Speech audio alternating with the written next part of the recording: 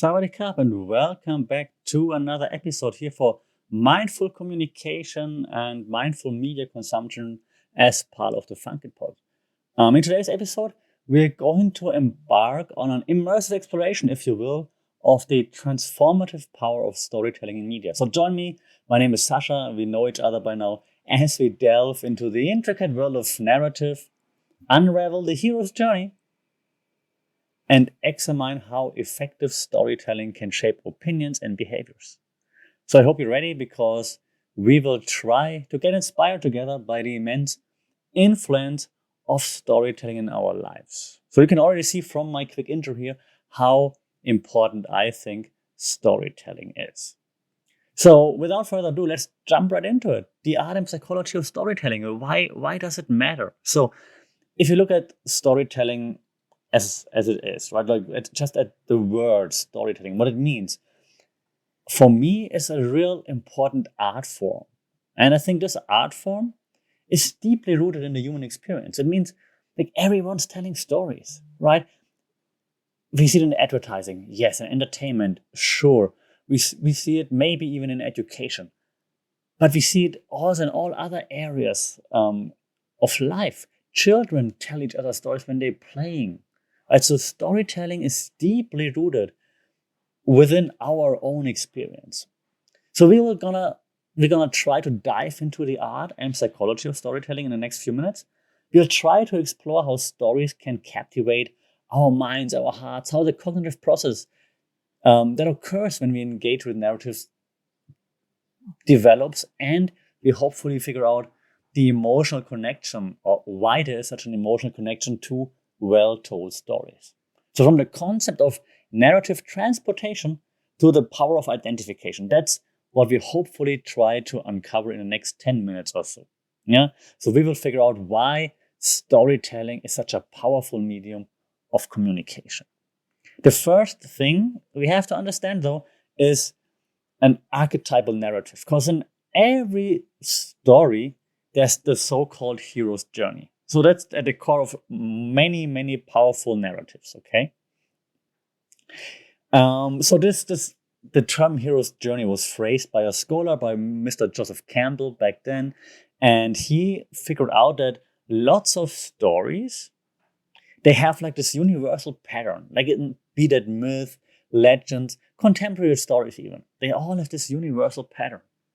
So the hero's journey, as he then coined it, consists of several distinct stages. Each of the stages contributing to the protagonist's transformation. That's what we follow, right? It usually begins with the call to adventure. The hero, so to speak, the main character, is beckoned into an unfamiliar world or embarks on a mission or something like this. This usually is followed by the refusal of that call to action. Okay, the hero might initially resist this journey. Maybe he's fearful, maybe he's doubtful, and so on. Eventually, however, the hero, they will cross the threshold, entering the realm of adventure, if you will, and they leave like their familiar world behind. Okay, and that happens in every story, not just in superhero or I don't know, adventures, in every story. Like one of my favorite shows that I've watched was How I Met Your Mother. How I Met Your Mother is like more like a sitcom. It's nice to relax and chill and so on. And the main character was Ted Mosby, right? And so he doesn't have to do anything crazy. He doesn't save the world or anything. But the journey is meeting the mother of the children. So he tells the story to his children, hey, kids, that's how I met your mother. And so then he gets thrown into this, hey, he's just through a breakup. He doesn't want to meet anyone. And now he has to figure out how to live life and how to then maybe get out there and start dating again, for example. Okay, so he's very doubtful. He doesn't want it in the beginning. Then his new friend, he says, hey, have you met Ted? And introduces him to that girl that then will be like this on and off flame, so to speak, for the next, 10 or so years. Yeah, so this hero's journey happens everywhere, not only in adventures, is what I'm trying to say. And along the journey, that hero encounters usually different kinds of trials, tests. He might face some formidable challenges, right? Meeting allies, maybe even mentors who will aid them in their quest. Yet these allies usually provide guidance, wisdom, assistance, or they propel the hero forward. And then the hero at some point faces their darkest fears, confronts the villain or the antagonist, or might engage in a climactic battle or something like this, or has like a terrible ordeal to overcome. Again, you can see this, of course, in adventures. You can see this in Game of Thrones, for example. You can also see it in How I Met Your Mother, when Ted is then dating the wrong people, meeting the wrong people, has fights, has breakups, sees the girl of his dreams marrying someone else, but then he has friends by his side that propel him forward, that assist him, that guide him, that mentor him, and so on.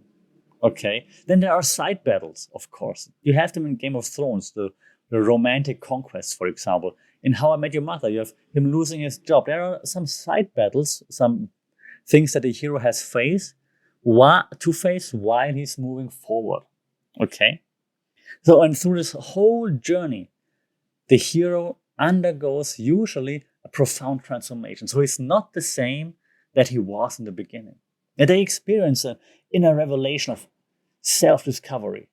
They're often represented by the death and rebirth metaphor, if you want to. Yet the hero gains new insights, acquires new skills, overcomes personal limitations, and becomes a more evolved version of themselves. You can see this in Game of Thrones with Jon Snow, for example. You can also see this, of course, with Daenerys in a different way, of course. You can see that also with Ted Mosby in How I Met Your Mother, how he becomes a better version of himself due to all the trials and tribulations that he goes through. And then finally, at the end of the story, the hero returns to the ordinary world, armed with, let's say, newfound wisdom and maybe even gifts to share with people in his familiar setting. Like he brings them freedom, for example, or a wife in the case of Ted Mosby. Yeah, they bring back the elixir in the myth, like the elixir that helps cure the disease, for example, or a valuable lesson, which hopefully brings about some positive change in the community, or inspires others to embark on their own journeys as well. So I think we've seen this story this hero's journey in many stories. If you think back now, you're like, oh yeah, I've seen that pattern in fairy tales, in entertainment, in movies, in advertising even, right? So let's take a deeper look into some of the theories and techniques that are aligned with storytelling. Okay. So for example, Aristotle talked about the 3-act structure, right?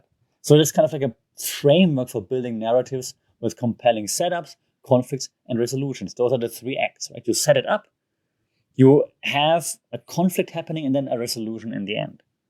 Yeah, by understanding this 3-act structure, you can draft narratives that engage the audience from the beginning. It builds some tension, builds some excitement in the middle, and then in the end, you deliver satisfying resolutions. That does not mean it needs to be a happy ending. It just needs to. It means there needs to be a resolution to some extent. Resolution does not mean happy ending. Resolution means, oh, I get what's happening. I understand it. Okay, can also be not a happy ending. Also, you could use the power of suspense, like using techniques such as foreshadowing, for example, cliffhangers, to keep the audience on the edge of their seats, engaged, eager to know what's happening next. You see foreshadowing a lot in Game of Thrones, for example. Also flashbacks, of course. What's also very important, and I leave it with that then with the theories. If you're interested, I can do like maybe a video on theories. But another theory that I want to mention right now, the last one for now, is just character development. Yeah, you want to explore how well-rounded, relatable characters can actually connect with an audience on a deeper level. Yeah, you connected with Jon Snow, with Daenerys, because you had something in common, right? I connect with Ted Mosby because, well, while he was searching for the love of his life, I felt like, oh yeah, I'm so alone too. Or he then quit his job, became a university professor. I quit my job, became a university professor, for example. So I'm like, hey, I can't relate here, right? So if you find a relatable character that develops, it doesn't remain the same, you can find a connection with the audience. So if you employ those techniques, those theories, you can create narratives that resonate very deeply with your listeners, and then you will leave a lasting impact. Okay. So a few examples of like some maybe impactful campaigns. Let's see if we can find some. One notable campaign that, I mean, everyone mentions that if you take a uni course on this, it's going to be Dove and the Dove Real Beauty campaign, right? This was way back before Dove was racist. Don't sue me, you know what I mean, Dove. Dove is not racist, but they had just a few slip-ups with their advertisement. So, but back then, they had a Real Beauty campaign which challenged conventional beauty standards and celebrated the diverse representation of beauty. Yeah, through very emotional, compelling stories featuring like real women. Okay, not just models. So Dove effectively engaged like the audience with that campaign and sparked conversations about what's body positivity, what's self-acceptance, why is it so important? Okay. Or let me think. Another one, yeah, sure. Another one was the Ice Bucket Challenge way back then, right? It's probably almost 10 years ago now. Like for the ALS awareness. And it was a very viral campaign. If you're as old as I am, you might remember. If not, YouTube it. That harnessed the power of storytelling by encouraging participants to share their personal stories about how they are connected to ALS or why they're doing the Ice Bucket Challenge while raising funds for ALS. ALS standing for amyotrophic lateral sclerosis, if I'm not mistaken, right? Yeah. The campaign's success actually relied on the emotional connection here created through the stories shared by the people participating.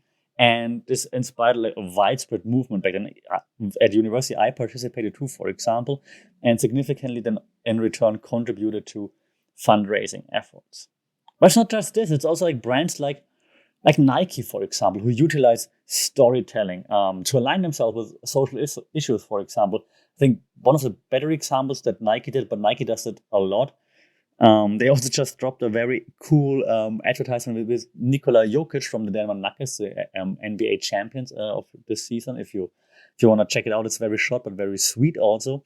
But yeah, so they had like a campaign called Dream Crazy, and it featured Colin Kaepernick, a former quarterback in football for the San Francisco 49ers, I believe. And they showcased Kaepernick and used the power of storytelling in addressing racial injustice.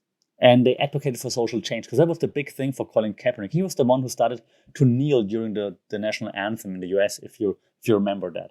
So by presenting narratives of courage, determination, and standing up for what one believes in, they connected with their audience, and they actually ignited conversations around important social issues, not just saying wear Nike, but actually made people talk about social issues, while of course attaching themselves to it. Okay, so these examples that I just gave you, you can hopefully see how impactful storytelling campaigns really leverage narratives, characters, and also this emotional engagement that we talked about in order to influence opinions, may inspire action, and of course also in the end drive, hopefully, meaningful change.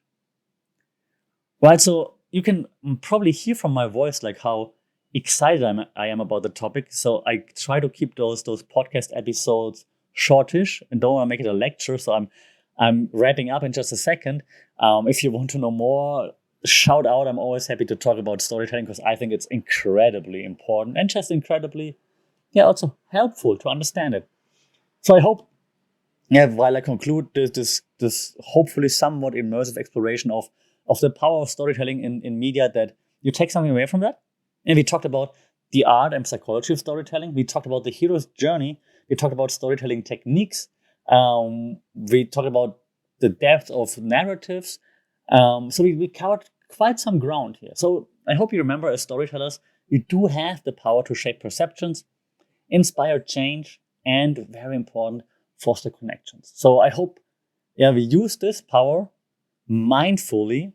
That's our theme here, and responsibly, because of course, if you tell stories, you can engage people also in maybe not so positive ways. That's what lots of political parties do, for example. We don't want to go down that road just now, but yeah, with great power comes great responsibility. That's also from a great story. So I hope you, if you're telling stories, you use this power that storytelling gives you in a mindful way. Okay, so thank you very much for joining me again in this episode of Mindful Media and Communications here for the Funky Pod. If you found this exploration of the power of storytelling intriguing, I hope you subscribe, maybe even rate it, leave some feedback. And if you know someone who benefits from that, tell them a story as to why they have to listen to us here. And then I hope we continue to unravel more captivating aspects of the world of media and its profound impact on our lives. Yeah, remember, one last time, the stories we tell have the potential to shape our collective consciousness. So it's really, really important. Let's harness this transformative power of storytelling to uplift, inspire, and ignite positive change in ourselves and the world around us. Don't tear anyone down. Don't try to conceive, or no, this is the right thing. Not a native speaker. Don't try to deceive. That's what I'm trying to say. Conceive, believe, achieve. That's good, but don't deceive anyone by telling stories. One more time with great power. You finish it. All right. Thank you very much for joining. Go forth, unleash the power of your stories, craft narratives that resonate, captivate, and transform, and embrace the hero's journey within you, and weave tales that leave a great imprint mark on the hearts and minds of your audience. Yeah, thank you for listening. Until next time, may your stories be filled with meaning, empathy, and limitless possibilities, and share those stories with us.